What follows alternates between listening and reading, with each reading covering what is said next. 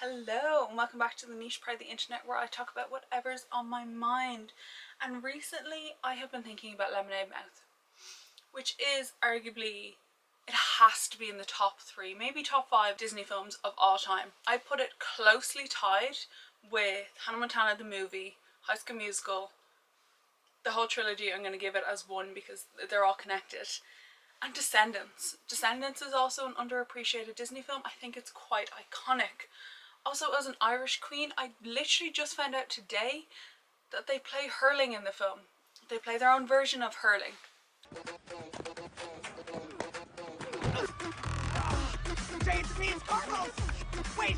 I don't quite know how I missed that, and we might do a whole separate video on Descendants because by the looks of it, I think I need to rewatch. Importantly, I would also like to note that I am wearing Kids Super Spring Summer 2024 How to Find an Idea collection. For all the fashion girlies out there, they get it. I think it's quite iconic. It's a sleigh shirt. If you don't like it, I don't care. Don't look at it. Look at my face. In this, I'm going to really focus on just the film itself. I could do a whole video just talking about Bridget Medler because she is iconic, but I won't. In this video, I'm really going to focus on the plot of the film and how amazing it is. I'm not really going to talk about external factors. I'm going to do a little fun facts as I always do. But to all the Bridget Medler stans out there, which I know there are plenty as there should be, I apologise. This one's not for you, unfortunately. Well, you can watch it, but I will not be talking about how amazing she is, because she is. Okay, now that I have cleared that out of the way, let us begin with the opening sequence of this film. Now, like many films, the first 10 minutes are pivotal. They are essential. This is where we set the tone of the film, we kind of get the vibe, we also are introduced to the characters, be it just the main characters, we have some side characters, etc, etc. And then we, the audience, should be introduced to the primary point of tension or difficulty, if you so will. All I'm going to say is this film ticks all the boxes. So let us begin. I have some notes here on my laptop. If you see me looking down, that is why. We're going to go through the plot and then I will tell you when the first 10 minutes are over, just so you get a gist of how much happens within the first 10 minutes of the film and how they perfectly set the tone. Immediate chills. The start of the film, we have a boom boom clap. One thing about me, I love a boom boom clap. Sets the tone. We are working with a rock band. We get these close-up shots of the band getting ready, but we don't yet see their faces.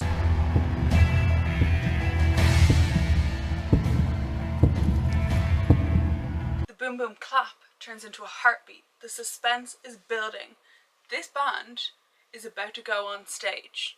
Do we know the singers, the musicians, anything about them yet? No. All we know is that they're iconic, which is quite frankly all we need to know. As the characters are about to go on stage and Bridget Medler is doing this iconic voiceover, boom, cuts to detention. And this is where we meet the main characters, aka the band members, not as pop stars, but as normal high school students. Perfection. Perfection. We already know the end point. Now we're going to spend the whole film wondering how they got there. 10 out of 10, we're still only about a minute into the film. We have these 5 characters in detention. We don't yet know why they're there. All we know is there's a teacher there. She is very much giving Mrs. Darbus from High School Musical in a multitude of ways. She is dramatic, she is theatrical, and she is a music teacher. It's hitting us with a familiarity of a plot that we know we're going to love, but it's original. All we know is these people in detention are going to become pop stars. Fabulous. A very important side note, in the background of this scene where they're in detention, there is a clock on the wall, and the clock is saying it is 7:35 p.m, I presume, as this is an after-school detention. Why are students in the school at nearly 8 p.m? Oh my god, as a classified nerd and head student, I was in school late. I did after-school study.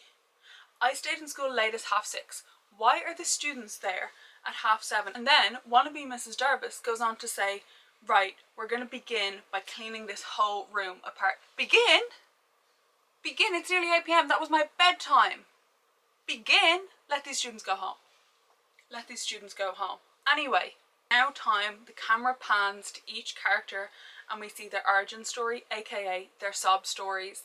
This is very much giving X Factor. It's the flip of You Know My Name, Not My Story. We do not know their names, but we do know their sob stories. Beginning with the Queen, Stella, also known as Stell. Stell, the Queen, is played by Hayley Kyoto. Why do I feel like I pronounced that wrong? I don't think I did. Anyway, Hayley Kyoto, gay icon, and Bridget Medler are in the same film. I want to be Ed Sheeran, but we'll get to him later. So we begin with Stell. She's not like the other girls. She plays guitar. She has short hair and a bleached streak through it. We see her playing guitar and then it cuts to her having dinner with her family, where she jokes about her younger brother creating biodegradable plastics. Where were these biodegradable plastics when we needed them in 2011 before the world went into irreversible climate change? And so we learn that Stell's family are the plural of genius, genii if you so will. And she is the odd one out. Again, she's not like the other girls. Not only is she not like the other girls, she's also not like the other queens in her family. Her brother is making his own toys, the other brother is making biodegradable plastics, her dad does something and her mom does something which are irrelevant because Stella doesn't care. She's a vegetarian queen, and as a vegan we love that representation. But all she cares about is protesting and starting revolutions and standing up for what she believes in. She walked so Greta Thunberg could run. Then we cut to wannabe Ed Sheeran, our ginger guy of the band, essential at this point in early 2010s. When? Not only would you give birth to a child knowing he's ginger and will get bullied, but then you proceed to name him Wen, W-E-N. What the fuck? Maybe this is a common name in America and I'm just confused, but let's just say I was very confused. His sob story is that his dad is dating a girl who is half his age and he doesn't like it. That's it. Slay. It's also noted that Wen has a crush on this girl named Sydney and she is never spoken of again throughout the film. 2 sob stories down, few to go. We now cut to Charles, if you so will. He's in the car with his family and they want him to be like his sporty, smart, Harvard-going older brother, except just like Stell, he's not like the other girls. He plays drums, he likes music and not soccer. What I will say is in every Disney film there's a key sport. You know, we had High School Musical, we had basketball. I don't know, I'm sure American football in a few of them. Soccer is the sport of this movie. Key to note. So his brother, he goes to Harvard, he scored the winning goal at something. I don't know, football's a fake sport. Important to note, when I first watched this film in 2011 when it came out, he was my favourite of the band members. I thought he was gorgeous. When I was rewatching this yesterday, I was like, what am I thinking? He's just not it. Do you know why I no longer found him attractive? The actor was 13 when he played the role. He had long, luscious locks, he had that James Dean daydream look in his eyes at the ripe age of 13. Now we have Mo's sob story, and what I will say is it almost seems like the producers were running out of sob stories. They're all very similar. Mo's parents want her to be really smart, be, you know, a respectful Indian daughter. Her dad's all about modesty. I feel like there's some slight cultural appropriation going on, but I'm not the person to talk to about that. Mo has other priorities. Mo just wants to be a teenager. She wants to have her little boyfriend Scott, who we'll come to later, but her family know nothing about it. All they care about is her going to a smart school and getting the best grades. So the camera cuts from her running out of the car to her dad to her getting changed in the bathrooms, and that brings an end to the first 4 sob stories. Olivia, the character played by Bridget Medler's sob story is yet to come. It's not within the first opening sequence, which I thought was quite interesting. Camera then cuts to Wen running late for school and he's running into the classroom and he runs past Bridget Medler. This is how we're introduced to the character. All I will note is, why is there so much purple in this scene? Oh my god, as a pink girly I was offended. Why is the bike purple? Why is she wearing a purple jacket? And why is she wearing a purple bracelet thing? Too much purple. Anyway, we'll come back to that later. We then go on to meet two of the secondary kind of important characters within the film. Scott, which is Mo's boyfriend, who is captain of the soccer team. He's in his own band called Mudslide, and straight off the bat there's conflict within the relationship because Mo does not want to tell her dad about the relationship. She wants to keep it secret and Scott does not want that. And let's just say one thing about teenage boys in these Disney Channel films is they will complain when they don't get everything they want. Next character we meet is the principal of the school as he is riding around on a Segway, and he, much like all the other male characters in this show, let's just say, are obsessed with sport. There is a noticeable lack of sporty girls in this film. He is obsessed with sport and he is against the funding of the music department and all creative departments. He is the OG Sue Sylvester, if you so will, but Sue Sylvester did it better. In this scene, he's just giving out to students, talking about how great sports teams are, etc, etc, and that's it. That is the first 10 minutes of the film. So immediately we start off with seeing where the film will end, the anticipation, the heartbeat, the literal chills in that opening scene. Then it cuts to the dramatic opposite of them all in detention, and we get 4 of their original sob stories, and we are also introduced to 2 secondary characters who do become important throughout the plot. There is other secondary characters, but like, who cares? Amazing. Fantastic first 10 minutes. Now we will continue. Now the following few scenes of the film and the subsequent next 10 minutes will follow each of the characters as we find out how they all got detention. And what I will say about this film, I think it's great that they have somewhat of a chronological order to things. Although it does jump back and forth, which is quite interesting, we tend to follow all the characters at the same time. So in the previous scenes we've just saw all the characters' origin stories, and now we'll find out how all the characters subsequently got detention. Which is fantastic because it reminds the viewers that obviously these are all separate people, they all come from separate backgrounds, but again it's like this invisible string theory about how everything was leading them to meet, like when running past Olivia in her fuck ass purple scene. How all 5 of these random people got to be in the same room at the same place to get to the point where we're first introduced to this film. I'm being full on serious when I say this is a fabulous film. It's not just a great Disney film, it's a great film. So, how all the characters got to detention. We start off with Wen. Wen is very moody in class following an argument with his dad in relation to his new stepmom, his dad's girlfriend, who is again half his age. And so Wen's moody, he's in class, he gets in a fight and he calls his teacher stupid. Boom, first detention. We then cut to Mo. Mo gets detention because she gets caught skipping class with her football player boyfriend Scott. She then pleads with the principal and says, if you don't tell, I'll do anything if you don't tell my parents about this, because as I said, her parents just want her to be this good girl, really smart, good grades. And so the compromise is she goes to detention. The boyfriend, however, in this sport-obsessed school gets away with it because he has soccer practice and they don't want to jeopardize the team. Misogyny from the beginning. This is why there is a lack of sporty girl representation, and a lot of problems could be fixed if we had sporty girl representation. But anyway, we are now introduced to the character of Olivia, played by Bridget Medler, as I said. She is in a very brief scene, she's caught reading poetry or something in one of the janitor's closets. She hits a broom, the principal catches her and she gets detention. We then cut to Charlie, who is at soccer practice. It's not going well, he's not naturally gifted, let's just say. He's getting frustrated because he doesn't want to play anymore. And he kicks a soccer ball at the teacher. In a very long scene, Stella is caught wearing a t-shirt with a slogan on it, something about standing up for your rights, standing up for what you believe in. Gets called to the principal's office. This, that and the other, back and forth. He gives her detention for wearing something that breaks the dress code. And this is it.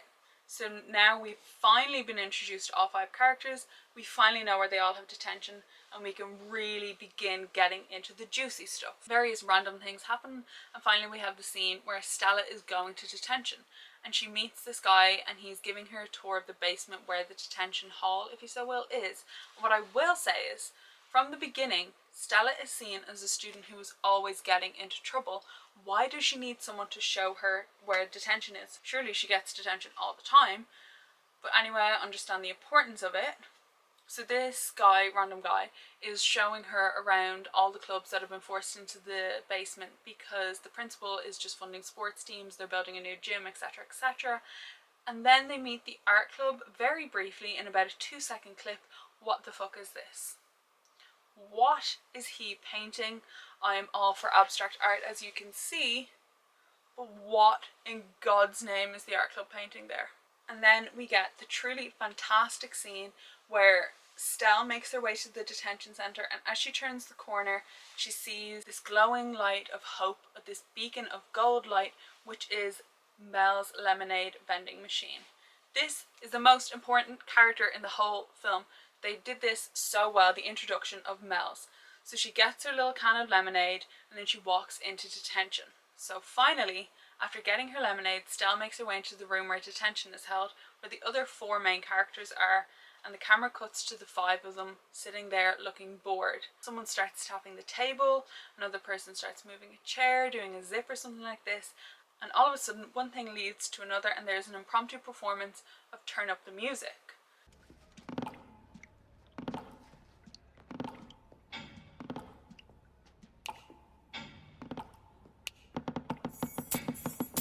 This is fantastic. 20 minutes into the film, we're introduced to all the characters, we get the backstory, and now we have the first song, and it makes perfect sense that it's Turn Up the Music, very much giving Fred again, turn on the lights. I'm not going to talk about how unrealistic it is for all the characters to suddenly know all the lyrics and the choreography, because this is a fantastic scene. All I can think about in the background though is the clock still hasn't changed. It's still giving 7:35, which would make sense from the beginning of the film. The teacher then walks into the classroom to begin detention and she overhears them singing and she is overwhelmed with excitement. This is it. This is what she's been waiting for. This is the saviour of the creatives department. Overwhelmed with the excitement of hearing their obvious talent, the wannabe Mrs. Darby suggests that the 5 of them form a band and enter the competition Rising Star, to make a point to the principal that they should start funding the arts in the school as there's clear talent. And then Ed Sheeran starts beatboxing.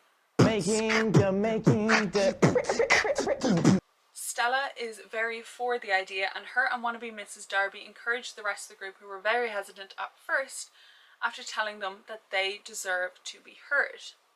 Very slay, especially coming after Turn Up the Music. We then get another sequence of all the characters going back home and struggling with their own family issues, and the only thing I noted is, why are all the houses massive? It's very much giving Good Luck Charlie. Why does Disney do this? This is not normal. Why are all their houses massive? Please, lack of sporty girl representation and lack of a normal house in American Disney shows. My memory card was full and I got hungry, so there was a little bit of a time, we've had a little time jump, so apologies if the frame is not exact.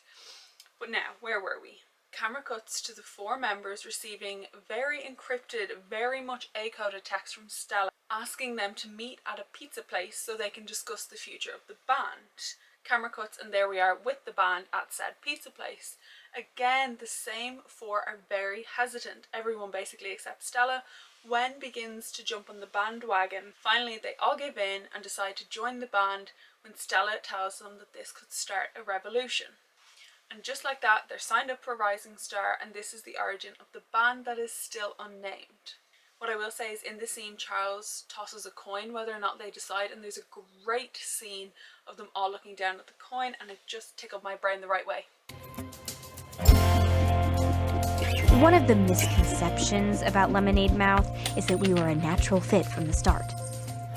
We then cut to them in rehearsals and the clock is still the same. So I have since given up and we will just pretend that it's there for decorative features. But just know that that was nagging away at my brain the entire time I was watching the film. During rehearsals, the band sing their song Let It Shine, which is fantastic, and there is another great shot of Miss Resnick, the teacher, wannabe Mrs. Darby, dancing in front of the Mel's lemonade vending machine.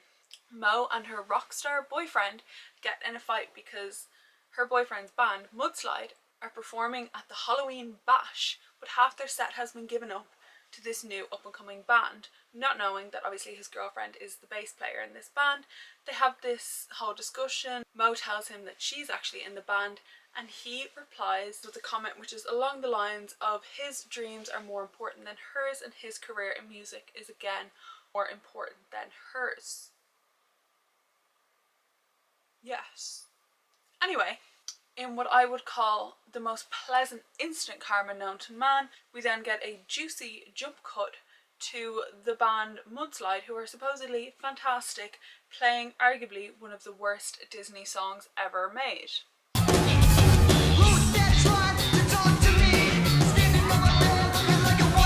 I know we're discussing terrible Disney songs, but what I will say is that Zendaya and Bella Thorne song for Shake It Up, oh my god, that is fantastic. I couldn't tell you why they made it. I presume there was a Shake It Up movie at some point.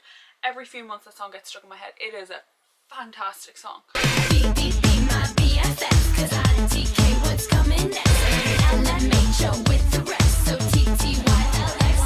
We needed to be more socially acceptable for Disney songs to be in playlists, but I'm telling you, I do have some Lemonade Mouth songs in my playlist, which we will talk about at a later date, but let's just say all of them bar one, fantastic, at least 7 out of 10. Some various irrelevant things happen, and then we finally get a fight scene between Ray, the other member of Mudslide, and the band.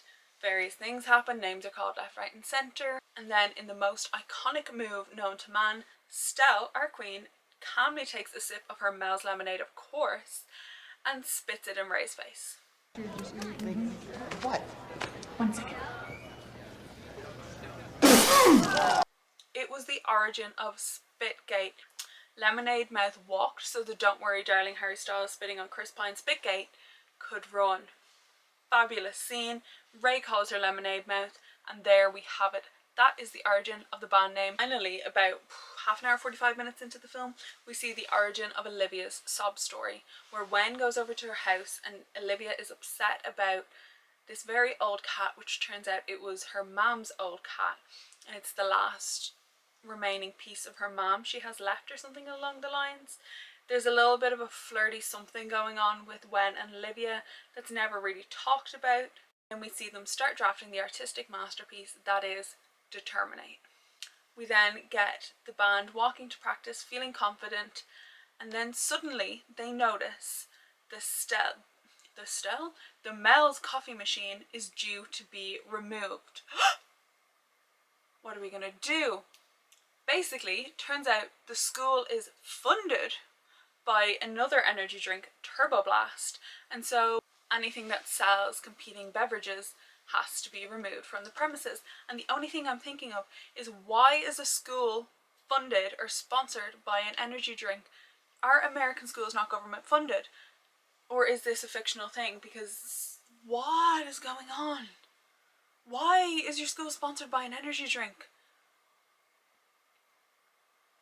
In yet another sob story, Wen goes home to find loads of boxes. Turns out his dad is proposing to the young girlfriend and the young girlfriend is moving in. And then we cut to Mo catching her boyfriend cheating on her. And let's just say things are not looking good, but it's Halloween bash time. Wen is upset. Mo is upset. Olivia is missing 10 minutes before showtime.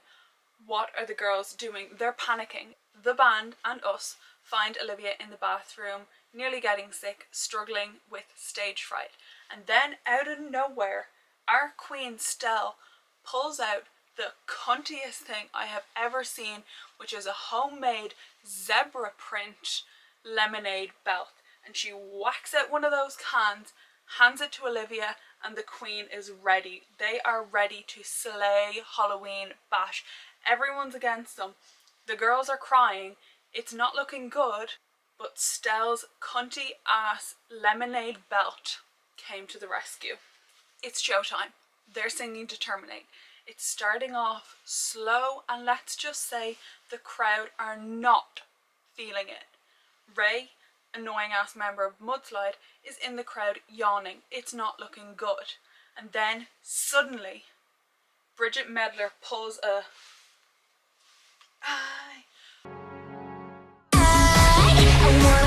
we're We're now in the upbeat, iconic part of DeterminATE, and what I did note is Bridget Medler's hairography is insane. She is whipping her hair back and forth. She was the inspiration for Willow's I Whip My Hair Back and Forth. Ed Sheeran starts rapping. Charles is joining in on the hairography with his long flowy locks. It is insane. The crowd are going wild. DeterminATE is getting the representation that it deserves. Camera cuts to the whole crowd doing the slide choreography. Iconic. Ed Sheeran on the keyboard also doing the slide. Just when you thought it couldn't get more iconic for 10-year-old me watching this for the first time, Queen Stell and wannabe Ed Sheeran start rapping back and forth on the stage, but they're throwing the microphone to each other in between their lines. It's iconic. It was peak cinema at the time. But the sleigh was too astronomical. The girls couldn't handle it, so the principal pulls the power mid-sleigh, song over. But the damage was done. Lemonade Mouth had made their mark. They had their fans. Everyone was singing DeterminATE. There's a scene where they're in the principal's office being given out to for God only knows what, and the only thing I noted is Bridget Medler's outfit in this scene is very iconic. It is giving purple sleigh but more subdued, less purple bike, more purple sleigh, and I enjoyed it. It's very much giving Vanessa Hudgens at Coachella circa 2012-2014. The principal, whose name is Mr. Flanagan, by the way, which I refuse to say because it just, the cacophony of it all, is giving out to the students. He therefore decides to ban the band, but as I said, post-Halloween bash the damage was done. Turns out that random student who was giving our Queen Stella a tour of the basement in the first 20 minutes of the film recorded their Halloween bash performance and was selling CDs of it, and let's just say they were making their rounds. They were very much popular. They were giving Billboard Hot 100 before the Billboard Hot 100 existed. So the random guy strikes a deal with our wannabe Ed Sheeran to give 70% of the profits of the CDs to the band if they keep making music, and he keeps 30% of the profit. All I'm going to say is that is a terrible business deal, but this is Disney Channel, so we're just going to take it as it is. The band are very much in their Rihanna era, let's just say. They're not releasing music, but suddenly the whole school is obsessed with them. They're asking for autographs left, right and centre. They are very much the thing. They're very much the talk of the town, the word on everyone's mouth, but they're just chillaxing, giving Rihanna circa 2023. Since they are banned from playing music in the school, they get a gig playing music in the pizza shop where they first met, and I will admit that it's a very cute moment. I do love a little full circle moment. They're getting a little bit of a tiff, if you so will, and they all leave the pizza place without paying. But this is a Disney Channel film, so we can't say anything. And they look up outside the pizza place and see a huge photo of them, and they say, "This is it, we'll make the deal, we will play here every Tuesday or Thursday," or whatever it was. And that poster kind of slayed. It is giving Rock and Roll Hall of Fame. It is giving Billboard Hot 100, as it should. Then again, various relevant things happen, and then we cut to the band performing in said pizza shop, and it is our Queen Mo leading the song for the first time. Normally Olivia is the little frontrunner queen, but Mo is this time, but she is performing one of the best songs ever, She's So Gone.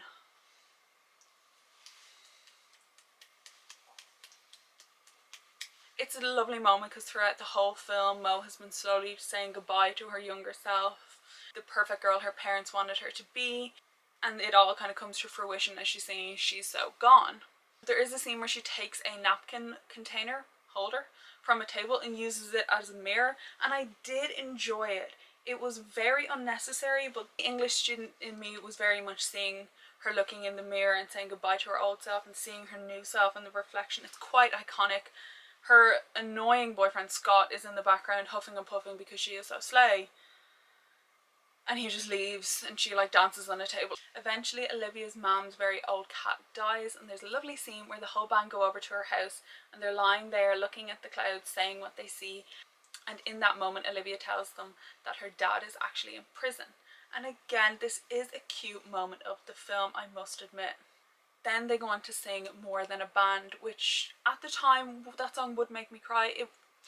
It's a bit of an emotional song. I'm not crying, I would not shed a tear now, but I can't admit, following off them looking at the clouds, it's a cute scene. However, there is children holding camera equipment, like those big fuck ass microphones and a camera, and all I can think the whole time they're having this gorgeous scene where they're all singing, you know, we're more than a band, we're best friends, all I can think is this intentional or not? Are we meant to be seeing these kids with microphones, or did they just win a competition to be on set? It's never answered. I did scour the depths of Reddit, but all it was people asking the very same question and no one answering it. Mo's piece of shit boyfriend tries to get her back, and all I can think throughout the entire team is how 2012 to 2014 her earrings are, and I do apologise for the screenshot. It's what I was working with. She doesn't take them back. We love that. She's so gone. There's a really cute scene again where the band get played on the radio for the first time with DeterminATE, and it cuts to everyone finding out and calling each other and dancing, but then disaster strikes pretty soon after, as they're preparing for Rising Star. Mo is getting sick, Wen gets a black eye, and I must admit the makeup is horrendous. Something we'll come back to, and Charlie breaks his fingers on a drawer in a scene that actually, I felt the pain through the screen. What I do love is the commitment to the bit, because if one thing happens to one of the band, it happens to them all. As we saw in the very first 10 minutes of the film, if something happens to one, we're going to see everyone else's perspectives of the exact same event happening to them in different ways. Love it. Love it. A little bit of repetition, I don't care. There's a scene where Wen and Olivia get into a fight, and it's meant to be, again, this whole turmoil. Olivia shouts at Wen and then therefore loses her voice. Again, they're all being dramatic, but all I could think about the whole time is how horrendous Wen's black eyes makeup is. And do you remember about an hour ago in the film we introduced this plot of the Mel's machine being taken away? Well, the producers finally remembered that, and we return back to this plot. Stella, queen of encrypted text, calls them all to the school for an emergency, and she's therefore asking them to protest the removal of this lemonade thing. Anyway, it starts raining, doesn't go well, whole band get arrested. As the five of them are incapable of being in the same space without creating iconic music, they then perform an impromptu rendition of Turn Up the Music in jail, giving very much jailhouse rock, but it's a nice little throwback to their first time in detention performing the song together, when obviously the five of them were in their lowest again. Because one thing about these queens is they will be dramatic. After a very brief stint in jail just singing songs and having fun, they're eventually released. They have loads of fights with their families. Again, we have a rendition of their sob stories again, but there's no point going over it. You can tell the dynamics already. One thing I will note is Stella seems to have joined in the purple bandwagon as she wears this iconic fully purple fit. The English student in me again wants to say it symbolises both Stella and Olivia coming together as they've gotten closer, evident through their song More Than a Band, but also the art history student in me wants to say it's just because purple and yellow look good together, and obviously yellow is the band's colour, hence why. Got a bit of yellow going on, got a bit of blue going on for the Teen Vogue party. It's Rising Star time, the moment everything has been waiting for. Mudslide go first. Their performance is very much giving Taylor Swift's 1989 World Tour movie, where every single shot is less than a second long, and it's very much giving Whiplash. What I will say is they made their song look less cringy, but it's still a really bad song. But for some reason, Lemonade Mouth feel threatened. They're like, there's no way we're gonna win after this shit performance. The girls are very nervous, let's just say, to perform in front of all these people, which I do not understand because it looks like there's about 150 people max there. It's very much giving cinema. This is the moment the whole film has been leading up to. Lemonade Mouth get on stage, they start singing DeterminATE. As I've said before, the song starts off slow, but you normally gotta trust the process. However, there was no trusting going on. It's terrible. Queen Olivia is not singing. Mo can't sing because she's sick. Charlie is messing up with the drums, again because he has a broken finger. Girl, get over it. Wen's black eye does not look as offensive, but it's still very much offensive. And then they just slowly dwindle off. The girls give up. They start walking off the stage one by one. Stella, of course, the queen, being the last one to leave the stage, when suddenly, when all hope is lost, some queen from their school starts singing DeterminATE by herself in the crowd. Everyone stops. They slowly turn and look at the crowd. More and more people are joining in. Crazy worried, Messing with my head, this fear. I'm so sorry. Then Mo's boyfriend, Scott, decides, fuck this, I'm out. He leaves dickhead Ray and he goes on stage with the bass, and I must say he adds a layer of depth, a dimension to DeterminATE that was not there previously, and I must say I enjoyed it. I enjoyed them having that extra guitar player. I wanna cry. I can't deny. Tonight I want. The band is slowly walking on stage with Scott, their new member, just playing the instrumentals as the crowd is singing it louder and louder. All of a sudden the crowd start doing the slide choreography. It's iconic. There's a cute scene, they're all taking it in. They're like, maybe we have hope, even though we're not doing any work. They were not singing, they just let the crowd do everything. Anyway, as iconic as that moment was, they lose Rising Star. It's never said if Mudslide win or not, so I don't know, I can't give out about that. But even though that was such an iconic moment, they lost. I suppose they didn't sing, but I think they just give it to them, you know, it is Disney Channel. Since Rising Star was kind of the culmination of the film, the climax of the film, we're kind of coming towards the end, everything's kind of coming together, although they may not have won Rising Star, and that to each other they were more than a band. So we see them all kind of find their resolution in various different ways. Wen gets Olivia a kitten, Scott and Mo have a conversation where Scott finally takes Mo's dreams seriously, and then they all go to Wen's dad's wedding. And at that wedding, Queen Stella is sitting beside some random man. They're having a chat, and he said that he was in a band when he was younger and that he's heard of Lemonade Mouth. They're chatting away back and forth, and Stella asks him, so what do you do now? And he said he runs an organic lemonade company that's suddenly been blowing off. It's Mr. Mel himself. Oh, fantastic. That is fantastic. I love that, love that, love that, love that. Do love a full circle moment, as I said previously. Mr. Mel himself then goes on to fund a music hall at the school, and then there's a little flirty moment between the principal and wannabe Mrs. Darby, which I'm not going to talk about because it's just kind of weird. Olivia finally sends her dad in prison a letter explaining everything, and the band slay their performance at Madison Square Garden. And that's it. They performed DeterminATE in the most iconic, very early 2010s outfits I've ever seen. And that's it. That's the end of Lemonade Mouth. I'm going to briefly talk about some of the lore surrounding the film, and then we're going to call it a day. Starting off strong, this was not a Disney Channel original film. It was actually based on a book by the same name, Lemonade Mouth, by the author Mark Peter Hughes, that was released in 2007. The film, then obviously inspired by the book, went on to be released in 2011. Directly following the release of the film and the subsequent success of the film, Mark Peter Hughes, the author, decided that he would write a sequel to the book, which would then be released in 2013, titled Lemonade Mouth Puckers Up. The plot of the film is as such. In their own words, the band tells the story of the momentous summer when an overworked music promoter, an unwanted visitor from India, and an unexpected reappearance from a figure of Olivia's past shook their world and launched them on their roller coaster ride to destiny. There are plenty of false rumours out there, but this is a real story. The continuation of the official history of Rhode Island's most influential band. Lemonade Mouth is going worldwide and taking no prisoners. The outcome will be nothing short of revolutionary. Obviously, Lemonade Mouth Puckers Up, the sequel, was never made into a film for various reasons, primarily that the Disney producers decided that there was no need to, that the story and the plot was encapsulated enough within the standalone film, which I personally think is the best idea. Not all films need sequels. Thank you.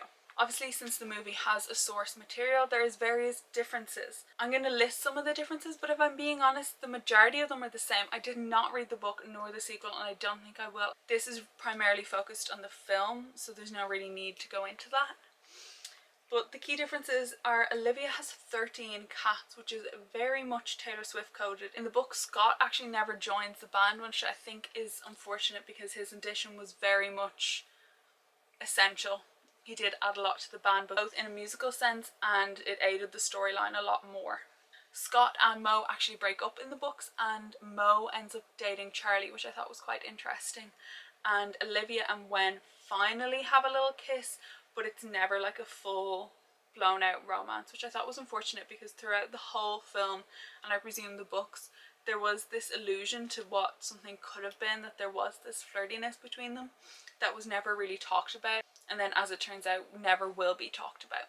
Upon the release of the film, it was rather critically acclaimed. It was given a lot of praise, and it was seen already as one of the best Disney Channel films, often compared to Breakfast Club, which I can't say anything on because I have not seen the film. I'm very much giving your one from Pitch Perfect that Anna Kendrick plays, whose whole personality is they haven't seen the Breakfast Club, except I have more to my personality. But anyway, and that's kind of it.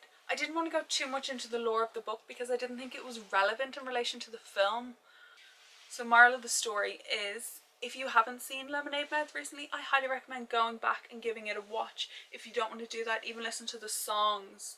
DeterminATE, iconic. She's So Gone, fantastic song. That and that song from Victorious, 10 out of 10. 10 out of 10. And that, I think, is what I will leave it at. I may do another video ranking my top Disney songs, but I'll just see how it goes, and I'm not going to put any pressure on it. But moral of the story, yeah, Lemonade Mouth, iconic. The outfits are iconic. The songs, 10 out of 10, except for that one iffy song that I was not too a big fan on. I can't remember it. And obviously that mudslide song, no, save yourself the energy, don't listen to that. But yeah. And Queen Bridget Medler. Anything with Bridget Medler in it, 10 out of 10. So anyway, slay queens. Don't forget to slay, please. Thank you very much. I would be very happy if you continued your day slaying. Or your week, or your month, or whatever you do. Don't forget to slay. Okay. Thank you. Bye, queens. Love you.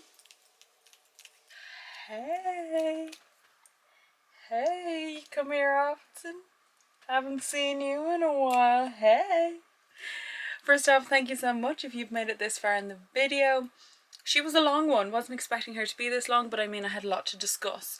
But I just wanted to quickly jump on here to say thank you so much for all the love on the previous video, the Twilight video.